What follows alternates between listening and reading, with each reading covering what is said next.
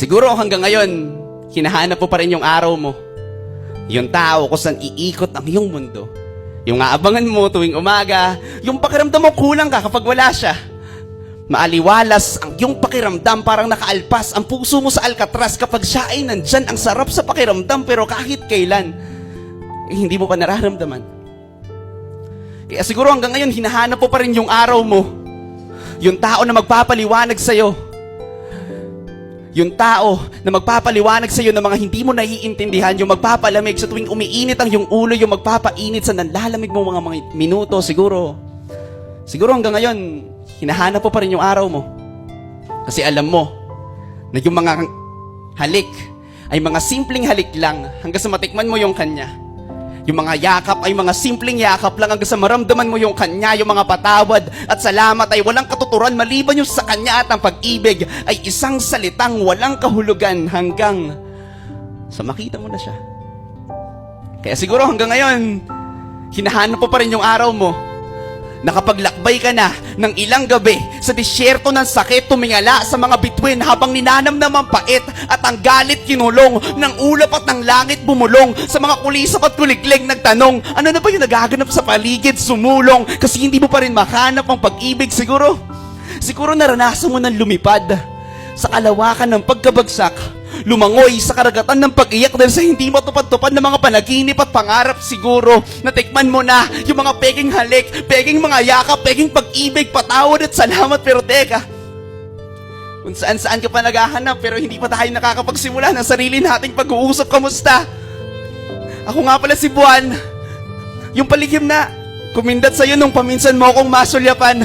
Magandang umaga. Ako nga pala si Buwan, yung hindi kasi liwanag ng araw mo kasikatan pero nakangako na lagi lang akong nandyan sa tabi-tabi. Magandang tanghali. Ako nga pala si Buwan, yung hindi kayang magpaliwanag ng mga daigdig sa kanyang kalawakan pero nakangako na hindi kita iiwanan kahit sa kadiliman parati at palagi. Magandang gabi. Ako nga pala si Buwan, wala na si araw sa iyong harapan kaya't sana ang mapansin ng iyong paningin. Ako naman. Kasi sa totoo lang, pag sinasaktan ka nila, nasasaktan din ako. Naririnig ko ang mga tinig ng panginginig na nababanggit mo sa unan mo.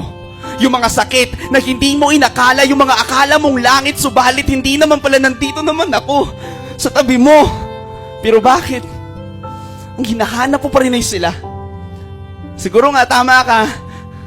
Bibigyan ka ng liwanag ng araw, pero iiwan ka nito sa gabi. Bakit mas napapansin mo pa yung mga tala at bulalakaw kahit ako mismo ang nasa iyong tabi? At sa bawat pangyayari, napibigyan ka na ng dahilan para ngumiti. Naaalala ko palagi na ang pag-ikot ko sa'yo at ang pag-ikot mo sa araw ay habang buhay na mananatili. Pero itagong mo na ako ng ulap, tabunan man ng ulan, palaging alalakanin na ako ay nandyan, ilihim man ang pagiging nandito ko dahil sa lakas ng sikat ng araw, agawan ng atensyon ng bawat bulalakaw. Magkasinlaki rin lang ang araw at ang buwan kung tititigan natin sa kalangitan. Pero sa araw, alam ko wala ako kalaban-laban. Kahit mas pinili ko na wag nang tumigma, sabay naman kaming nilikha sa ika-4 na araw ng paglikha. Pero kataka-taka kung bakit di kami magkasing halaga. Pero kung sakali mang dumating yung araw, dumating siya at alayan mo ng pag-ibig mo, nandito pa rin ako.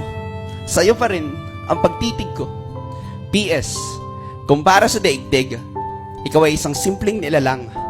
Para sa isang simpleng nilalang, ikaw ay daigdig.